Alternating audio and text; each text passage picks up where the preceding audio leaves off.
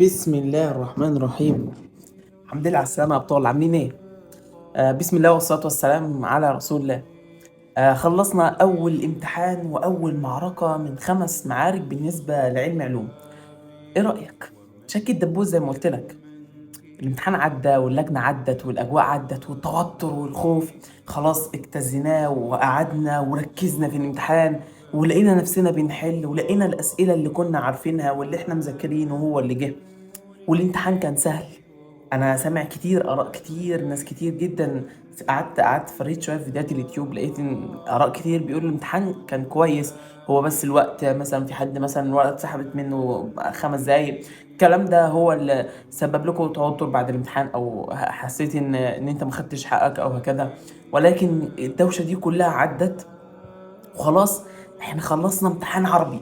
بص، انا عايزك طالع من الامتحان في كذا كده مبدأ عندك.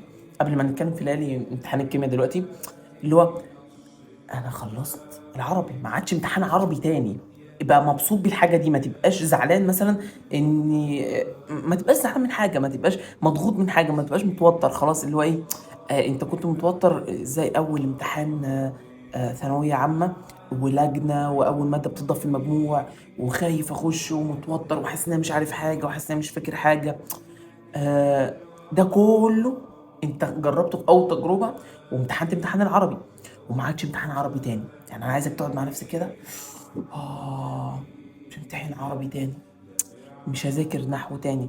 رغم ان الكلام المذاكره دي كانت بجد، النحو والعربي ده بيفتح دماغنا لحاجات تحفه كتير في المعجم العربي واللغه العربيه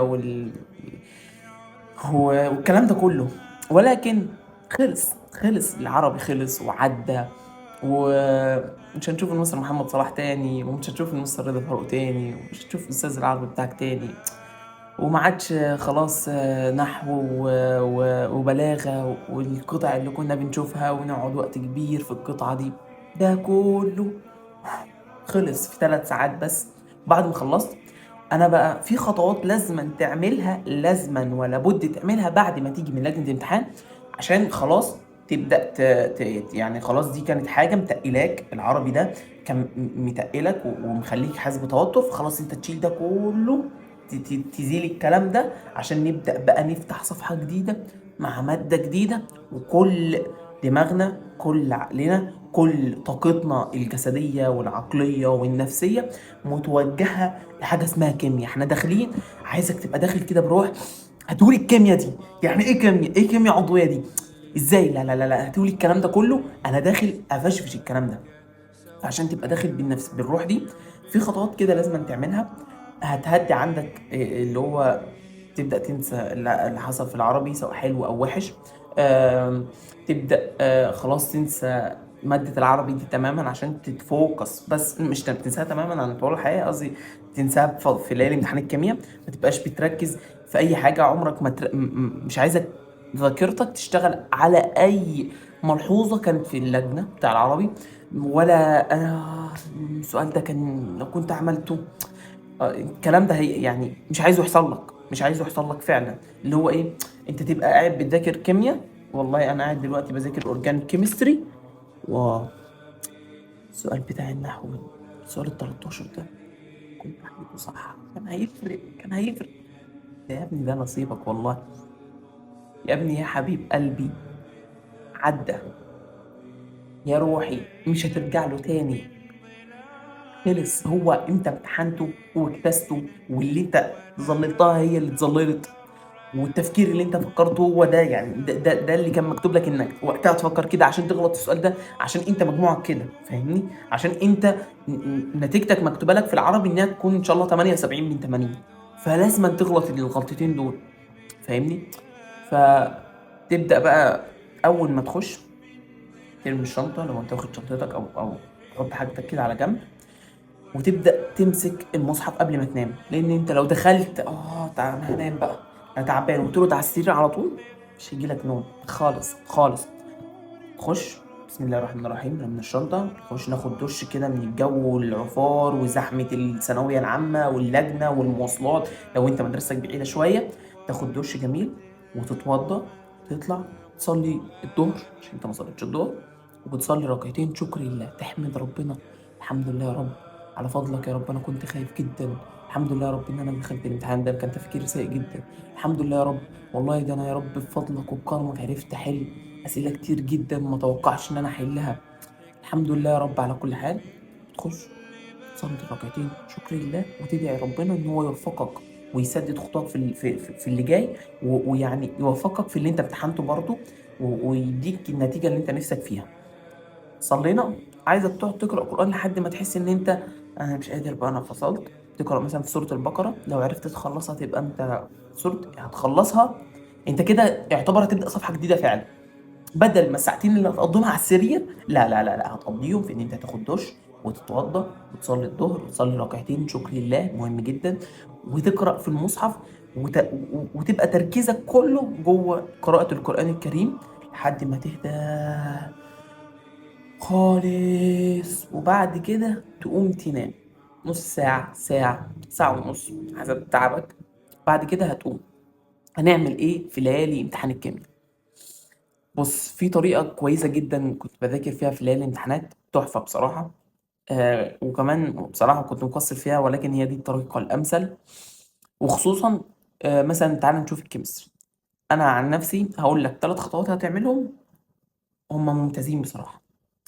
أول حاجة عايزك تبدأ تحل امتحانين 3 مهمين، حاسس إن هم مثلا امتحان من المعاصر، امتحان من الامتحانات الاسترشادية، اي شاملين 3، عشان انت اصلا قربت تنسى الكلمه شويه. انا عارف انك هتقول كده وفعلا.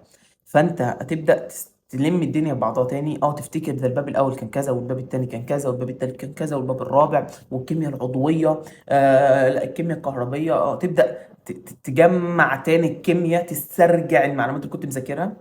بعد كده حليت شاملين او 3، حلو، انا عايزك تغلط فيهم كلهم ولكن تعرف الصح. فانت لميت شويه معلومات كتيره، عملت فوكس على مواضع كتيره، تبدا تسترجع الحاجات اللي كانت مهمه. خلصت ده. تاني خطوه هتبدا تشوف المذكره اللي انت لامم فيها اهم الحاجات على مدار المنهج. هتبدا طبعا هي دي كانت المرحله الثالثه، ولا خلينا نقولها دلوقتي في المرحله الثانيه، في تاني حاجه بالكيمياء العضويه. انا عايزك الطريقه بقى الكويسه اللي انا هقول لك عليها، كل جزئيه هتذاكرها عايزك تشوف الاسئله كانت بتيجي عليها ازاي، تسترجع وتاكد معلوماتها. الكيمياء العضويه، يعني مفيش شك ان انت هتبدا مذاكره الكيمياء بيها في ليالي الامتحان. الكيمياء العضويه عامله زي شبكه متوصله ببعضها. هو بصراحة هي بالنسبة لك ممتعة لأن أنا في صيدلة، ولكن الكيمياء العضوية مجرد ما بتحفظ بس أشكال المركبات، الستراكشر ده والستراكشر ده، وتحس إن ده البنزين لما نزود له او اتش بيدينا الكحول، الكلام ده كله. آه هتبدأ تحب الحتة دي. مش وقت تحب، صح؟ حاسس إن أنا بقول كلام مش في الموضوع. لا لا لا لا لا، بس بجد بجد الكاميرا العضوية لو حبيتها أو حسيت إن أنت مستريح لها، بلاش تخش بقى لو أنت كنت زهقان منها أو بتكرهها. بجد حاول تجدد نيتك ليها كده، حاول تجدد نفسيتك من اتجاهها، تغير نفسيتك من اتجاهها. لا إن شاء الله ده أنت هتبقى سهلة. ده أنت شبكة بسيطة جدا، حافظين 50 معادلة، 50 تحويلة. فأنا هقعد أثبتهم. أنا هتذاكر الكيمياء العضوية، تحل عليها. انت بالنسبه للنهارده، النهارده زي ما قلت لك هتعمل الخطوات اللي هتريح نفسيتك شويه وتقلل توترك وتخليك تفكر في الكيمياء فقط، او ما تفكرش في العربي تاني. بعد كده هتبدا تحل شويه عشان تستذكر الماده وتستذكر كم كبير من الماده. بعد كده هنبدا بالكيمياء العضويه. يبقى احنا نبدا مذاكره ليالي امتحانات الكيمياء بالكيمياء العضويه. مفيش شك من كده، تقريبا اغلب الاساتذه يعملوا حاجه زي كده. مش متذكر والله، وما خدت يعني ما شفتش حد، ولكن اكيد 100% هيعملوا حاجه زي كده. والطريقه اللي انا بقى عايز اوصلها لك ان انا ذاكرت الحته دي. بالله عليك يعني النص ساعه اللي انت هتزودها في الباب ده، يعني مثلا ايه، انا بقالي يجي 3 ساعات ونص بذاكر كيمياء عضويه بس، ولا 4 ساعات. لا لا لا، ما ينفعش ده، انا مش هلاقي وقت بقى الابواب التانيه. لا كفايه لحد هنا، انا حاسس اني ذاكرتها، وتبدا تفرها. ده انا ذاكرت ده وذاكرت ده، وما تبصش على الاسئله. انت والله العظيم انت ما حصلتش حاجه، والله بجد يعني، او تحصيلتك ضئيله جدا، نسبه تحصيل ضئيله جدا ملهاش لازمه طبعا. اهم حاجه بجد بجد بجد بعد مذاكره اي باب او اي حتى درس هتذاكره، تشوف طريقة الأسئلة بتيجي على إزاي، تختبر نفسك في أسئلة مش محلولة، وتشوف أنت هتعرف تسد ولا لأ، ولا أنا اللي أنا ذاكرته ده، وما تتوترش لما تلاقي نفسك مش عارف تسد، ولكن ده الحمد لله إن أنا عرفتها دلوقتي. يا جماعة بالله عليكم ما تتوتروش ولا تخافوا ولا تزعلوا من أي معلومة اكتشفتها جديدة، يا حبيبي أنت لسه، أنت يعني احمد ربنا إن أنت اكتشفتها دلوقتي، ما دخلتش صدمت جوه في اللجنة أنا أول مرة أشوف دي، ده ايدي، لا دلوقتي تقول ده انا اول مره اشوف الحمد لله، المعلومه دي كذا، انا ابدا اذاكرها كويس، المعادله كذا كذا كذا بتأدي لكذا، وتبدا تذاكر المعلومه دي كويس، ما تبداش المعلومه تحسها ان هي عدو جاي لك وبيموتك، لا لا لا، دي معلومه جات لك قبل اللجنه عشان ما تتصدمش منها جوه اللجنه. حلو حلو. يبقى احنا هنذاكر الكيمياء العضويه، كل درس او كل باب هنذاكره الكيمياء العضويه كبيره جدا يعني، اكيد متقسمه لحاجات، 3 اجزاء تقريبا، هتذاكر كل جزء على حده.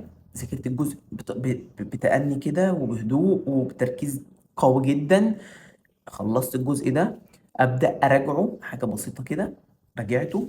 يا جماعه الوقت بجد وقت المراجعه، وقت الحل ده، هو ده هي ده سؤال يعني، ده اهم حاجه في المذاكره، مش المذاكره ذات نفسها، اللي هو وقت الحل، وقت مراجعه الحته اللي انت ذاكرتها وتثبيتها بقى، وتبدا تحفظها كذا كذا كذا وتبدا تركز، دي المراجعه دي اهم من المذاكره. حلو حلو. يبقى انا ذاكرت الجزء مثلا الكيمياء العضويه متقسمه 3 اجزاء، ذاكرت الجزء الاول، انا بدات احل على الجزء الاول، انا اكتشفت اخطاء عندي في الجزء الاول، بدات اثبتها واركز فيها كويس جدا، خلصت الجزء الاول، خلص الجزء الثاني والثالث، انا خلصت العضويه النهارده. تاني يوم هتجيب بابين ونفس الحوار، كل درس هو كام يوم؟ اكيد 3 ايام صح؟ انتوا امتحانكم امتى النهارده؟ الحد مش عارف الاربعاء ولا الخميس.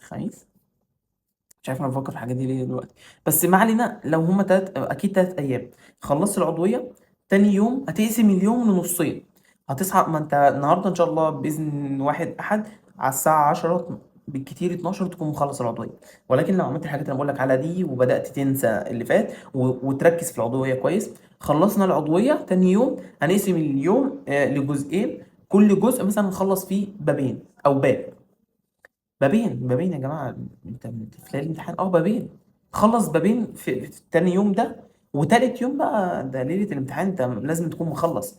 لو هما 3 ايام فانت النهارده العضوية، بكره ال4 ابواب، ولكن عشان ما تحسش بتعب هتقسم اليوم لنصين، ده اللي انا كنت بعمله عامة عشان ليلة الامتحان لازم اكون مخلص. حلو. فانت اللي هتعمله هتقسم اليوم لنصين، ازاي؟ انت هتصحى مثلا الساعة 6 او 5، خليها 5:30 عشان تلحق صلاة الفجر، عشان الفجر بيخلص الساعة 6 ل10، فتلحق صلاة الفجر قبل الشروق. 5:30، وحط نيتك كده ان انا قايم 5:30، من اهم الحاجات اللي قايم عشان الحق صلاة الفجر. حلو حلو. يبقى دي نية جديدة هتجزى عليها، وربنا يبارك لك في اليوم كله، وفي نص اليوم الاول وفي نص اليوم التاني ان شاء الله. من الساعة 5:30 للساعة 12 يا جماعة، ده يوم لوحده، تبدأ بالصعب فيه، وإن شاء الله والله ربنا هيبارك في الوقت، تحس الله ده أنا خلصت، ولكن لازما زي ما قلت لك تيجي على نفسك وتقوم فعلا. حلو. قمنا، خلصنا البابين، هننام من 12 للساعة 2، ساعتين انت حرفيا، انت حتى لو ما نمتش بالليل 7 ساعات او 8 ساعات، يعني انت خدت ساعتين في نص اليوم اهو مهمين جدا. هتقوم تصلي الظهر او العصر مثلا، انا مش عارف انت هتنام امتى وتصحى امتى، وتشرب كوبايه قهوه، لازم تكون قبل الساعه 5 عشان ما تاثرش على النوم بالليل. وتبدأ يوم جديد، انت تجدد طاقتك، يعني تتغير مودك كده، تطلع مثلا تقف في البلكونه شويه، تكلم والدتك، تفضفض معاها في اي حاجه، في اي موضوع بره الثانويه العامه، بس موضوع ما يخلكش تفكر فيه بعد ما تخلص الكلام. خلصت فكيت شويه، لا تعالى بقى نبدا في البابين التانيين، وانا حاطط تارجت ان انا ما نخلص البابين وبنفس طريقه المذاكره اللي انا قلت عليها في ليالي الامتحان، اللي هو كل حته بذاكرها بخلصها كويس، بحل عليها، ببدا اراجع الاخطاء وببدا اراجع عليها تاني، اثبتها، واعيد عينيا على شكل الكلام وشكل التركات اللي انا كاتبها، ومكان الملحوظه اللي انا كاتبها فوق في الحته اللي فوق في الصفحه كذا، اللي فيها تعريف كذا، اللي فيها المعادلات كذا، تبدا تراجع تاني. خلصت، ليله الامتحان بقى جت، تبدا تتماسك نفسك كده، تلم كل معلوماتك. وانا حسيت ان الفيديو، انا حاسس ان الفيديو طول قوي، ربنا يوفقكم والله العظيم، وهتعدي. خلاص خلاص فاضل 4 امتحانات وتخلص ثانوية عامة والضجة والزحمة ده كله وتعيش حياتك. يا جماعة أنا يعني مش عارف ازاي ما قلتش حاجة زي كده. يا جماعة ثانوية عامة مش آخر مرحلة، والحياة كبيرة جدا يعني، لسه بدري لسه بدري. مش عارف ازاي اللي كان مش عايز يخش امتحان، مش عارف ازاي الناس اللي بتعقد وبتكتئب. امال احنا هنعمل ايه في اللي جاي يعني؟ لسه بدري، لسه خليك منفتح للحياة، خليك شخص ايجابي في كل حاجة بجد. حاول تحول كل نقطة في حياتك لايجابية، كل حاجة كل مرحلة في حياتك تشوفها من الناحية الإيجابية فقط. أنا شخص إيجابي بطريقة تخلي الناس تستغرب. إيه يا عم؟ يا عم ده حصل مصيبة. يا عم ده خير والله. أنت مش شايف الفوائد من الناحية دي؟ يقول لك فين، بقول لك العربيات خبطت، إيه الفوائد من كده؟ قول له ما أنت ما تعرفش لو كنت طلعت مشيت بعدها بساعة كان إيه اللي يحصل فيا. ما تعرفش لو أنا مثلا ما كانتش اتخبطت كانت هتيجي في إيه. أنت متخيل؟ فخليك شخص إيجابي من كل حاجة، وربنا يوفقكم. بحبكم. سورة البقرة، سورة ياسين، من السور المهمة جدا. سورة الملك قبل ما تنام. قرب من ربنا أكتر ويحب الكيمياء، وربنا معاكم. وإن شاء الله ربنا يحقق أمانيكم كلكم، وبتمنى لكم كل توفيق. والسلام عليكم ورحمة الله وبركاته. قهوة بيرتت.